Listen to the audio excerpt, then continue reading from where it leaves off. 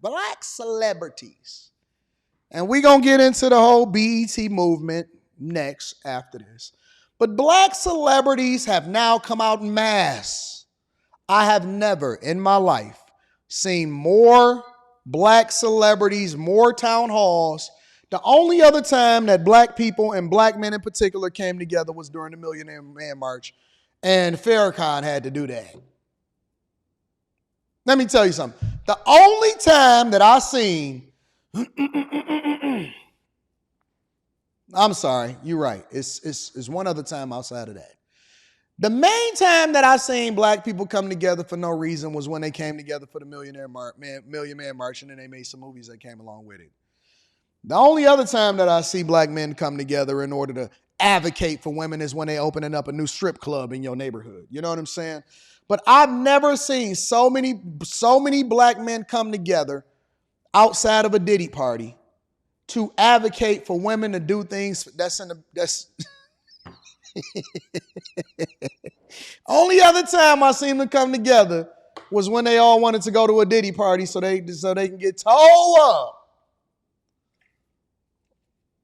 I ain't seen so many black men celebrities in the same room since they all said that they wanted to go to a Diddy party. The only other time. That's it. That's it. Is it just me? Is it me? Or is it this election? I don't know. Let's see what D.L. Hughley had to say on the news on CBS Mornings about candidates focusing on black male voters with Election Day right around the corner. Let's get to it. The election likely to come down to tens of thousands of votes in battleground states. The candidates are tailoring messages for every single group that may have a vote up for grabs that could put them over the edge. One group Harris has been focusing on, as you've noticed, probably black men. Just this morning, she was on the radio show, The Breakfast Club. And 2 weeks ago, she sat down with the host of The Breakfast Club, Charlemagne the God. There, she rolled out her economic opportunity agenda, specifically for black men, which includes forgivable loans for black businesses. Former President Trump, for his part, has held roundtables with black voters, and he told an Atlanta crowd that African Americans and Latinos who cast their votes for Harris need to have their heads examined, saying, quote, "They're really screwing you," unquote. Now, much has also been made of a New York Times poll from a few weeks ago that found that 20% of black men plan to vote for Trump, and that black male support for Harris is lower than it was for Biden in 2020. Now, CBS News polling, however, shows that Harris support with black voters is pretty stable, and according to exit polls, is roughly on par with their 2020 and 2016 support. But the Harris campaign has made moves that make it look like they're at least a little bit worried about this voting bloc. Our friends at BET, which like us is owned by Paramount Global, decided to go ahead and hear from black men. Tonight, their Black Men Summit premieres at 10 p.m. And that was last night, but let's continue. 9 Central. Actor, comedian, and radio personality D.L. Hughley hosts the conversation with black politicians, leaders, and artists. And D.L. is with us now, and we'll talk to him in just a second. But first, we want to play this exclusive clip from tonight's special featuring Tennessee State Representative Justin Pearson. Our socialization has taught us to praise people who are famous. Right. Our socialization has taught us to praise people who can get a lot of women and can say what they want and do what they want and have said, hey, that's the image of a real man. That's the image of a strong person. That's the image of a real leader who can just fire people at will. Now he's running for president. And a lot of people are like, wait, no, that's not. Hey, why are they talking like Trump wasn't already president of the United States of America for 4 years? I asked the guy at the table today when I was going to pick up my pancake house on the way into the studio. And I asked him and I said, because they was talking about Trump. It was some older black men, 60 and above, most of them. And I'm going to go into it on the next segment. And I asked him, I said, hey, listen, if Trump is this bad and this is what he want to do to y'all, then how come he didn't do it in the last time that he was in office? Oh, he didn't get a chance to. I said, so if he didn't get it, I said, so in 4 years, 4 years, he had an opportunity to create an agenda to where he didn't focus on opportunity zones. He didn't focus on continuing to fund HBCUs. He didn't do any of that type of stuff, right? Instead, he actually advocated for it. And y'all actually loved Trump prior to him getting into office and running for president of the United States of America in 2016. Why didn't he push this agenda to where he wanted to unseat y'all and completely destroy y'all lives? Why didn't he do it the first time around?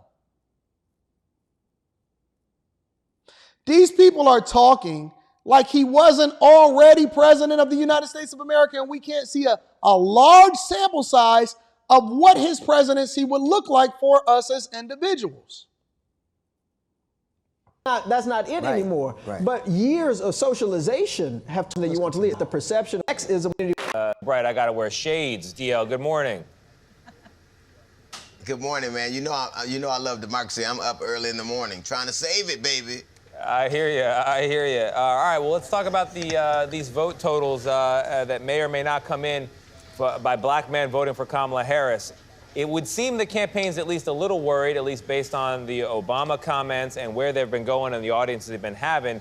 But other people say, not so fast. This is all overblown. Where do you stand on the question?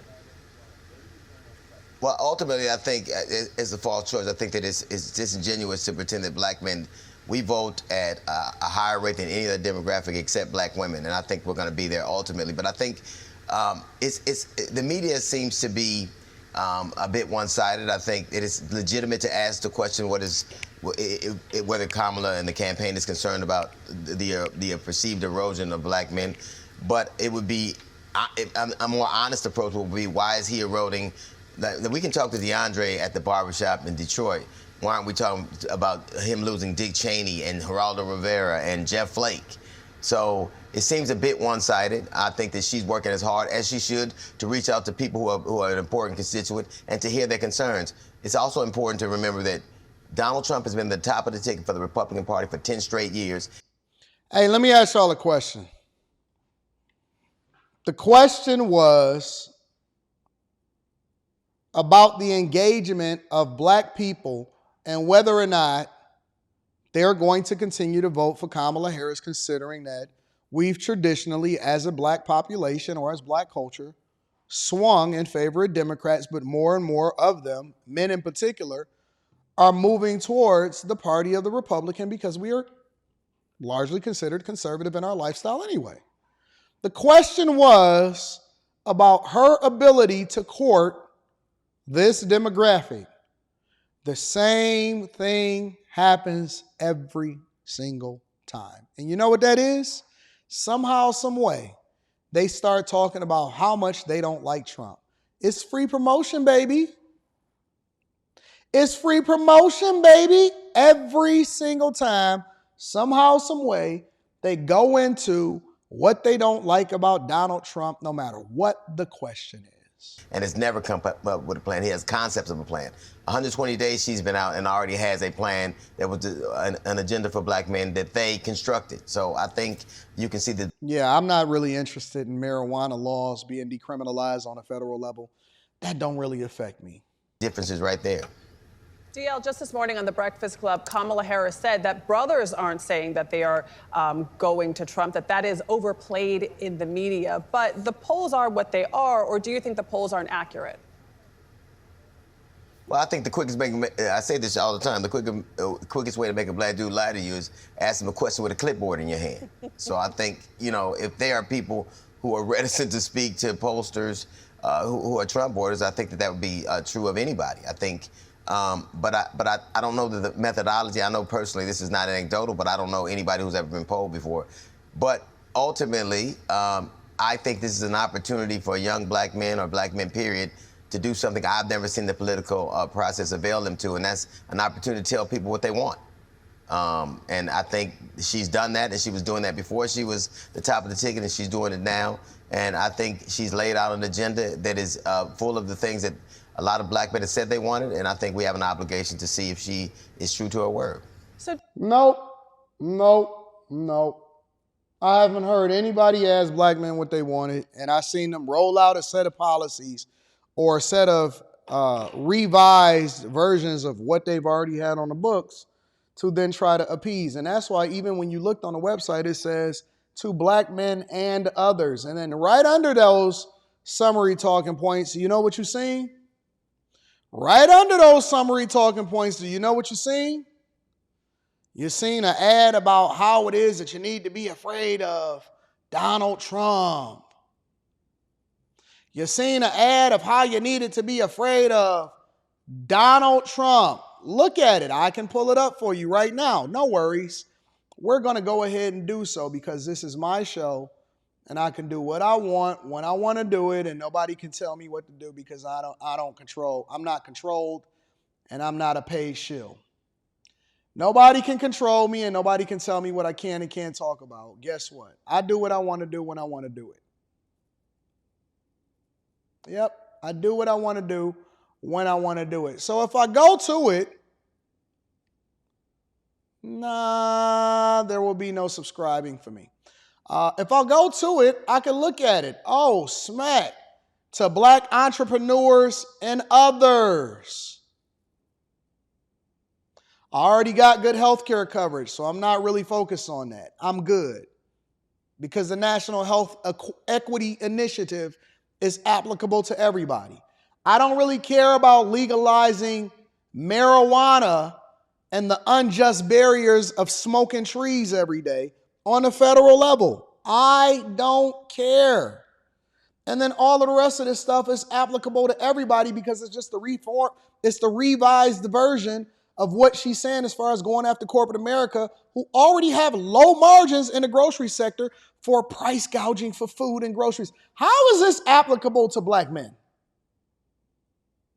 How are you, and again, this is the revised version, and that's why,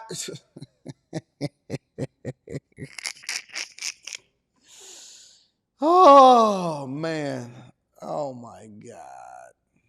How, bro? And then look, check this out right after that. Look at Donald Trump. He's a serious threat to the lives and opportunity of black Americans and men.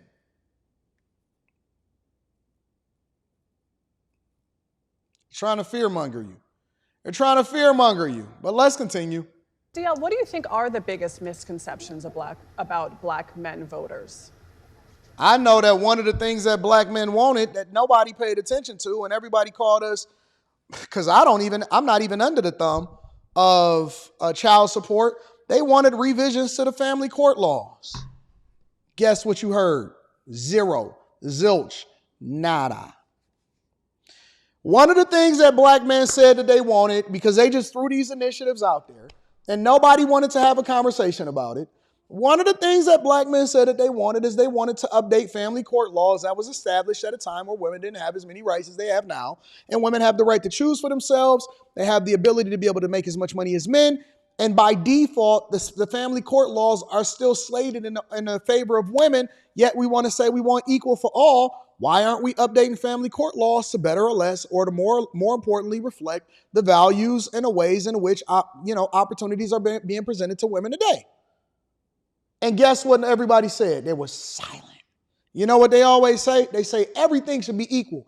Equal work for equal pay. People should have the right to do what they want to do with their own body. My body, my choice. Do what you want to do when you want to do it. Okay, cool. Since everything is equal, can we update family court laws? No, you a man. You need to man up.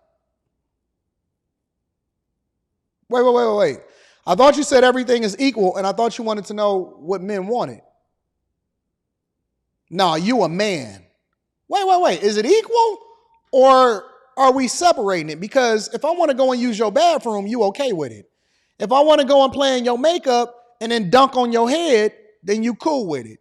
If you let me get in the boxing ring and then go and use the bathroom next to your daughter, you cool with it. But when you ask me what I want, and I say that I want to update family court laws to be more reflective of what we're looking at in society today, you said that I need to man up. You don't really care about what I think.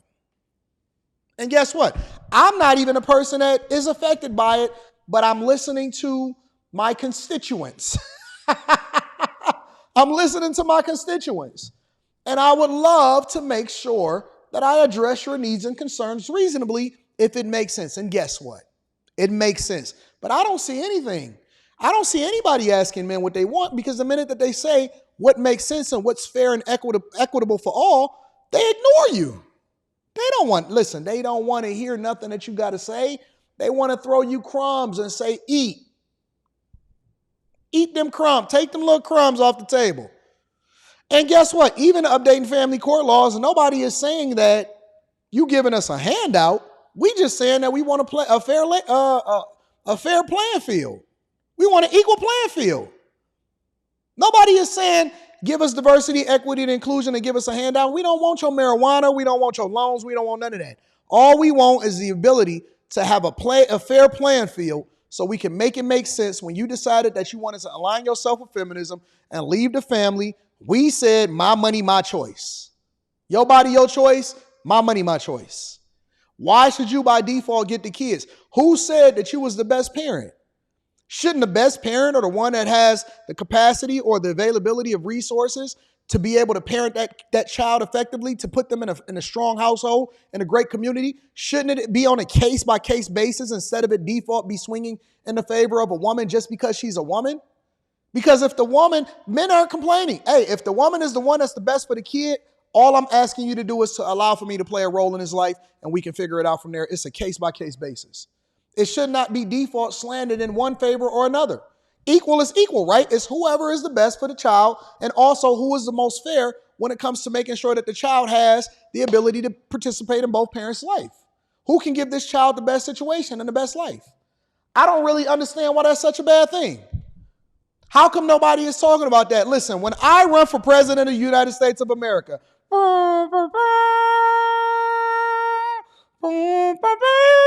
the first thing that I'm going to do, no.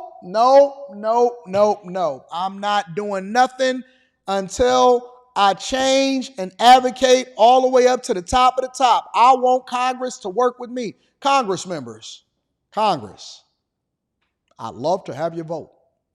Before we solve for anything that's happening, the first thing that I want to do is I want to make sure that we update our laws to more effectively be a reflection of what we see society going in today. And it is unfair. I mean, I don't like it. It's almost become a racket. And we need to make sure that we update family court laws to be more reflective and for these judges to participate in keeping families together and making sure that they do the thing that's in the best interest of the child. Not for any special demographic. It's about the children. It's about the children. When I become president of the United States of America, when I run my campaign, my first action is for us to update family court laws, and may the best parent be the one that gets the majority of the custody. Everybody getting joint custody. You get joint custody. You get joint custody. Yeah. And we're going to make sure that we hold these judges accountable to ensure that they are not substituting child support for alimony. That way, prenuptial agreements are absolutely 100% full in effect enforced. And another thing, since we going ahead and putting our agenda out there for 2034, where Anton is going to be running for president of the United States, is it 2034? 2036? And another thing while we at it, paternity, require paternity at the birth of the child.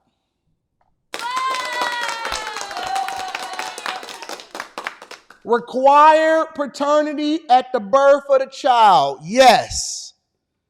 It is no longer going to be default what she puts on the birth certificate, and then that's the person that pays child support. We gonna find out and we gonna proactively hold people accountable for who they open up their legs to. And guess what? More of your money is gonna go in your pocket. You don't even need no tax cut. You're gonna get all of your own child support back because we're gonna realize and figure out the fact that she had sex with somebody that wasn't you and had a child, and we're not going to require you to take care of that kid. Paternity at the birth of the child, and people going to start being more careful of who they open up their legs to. Listen, I got real solutions.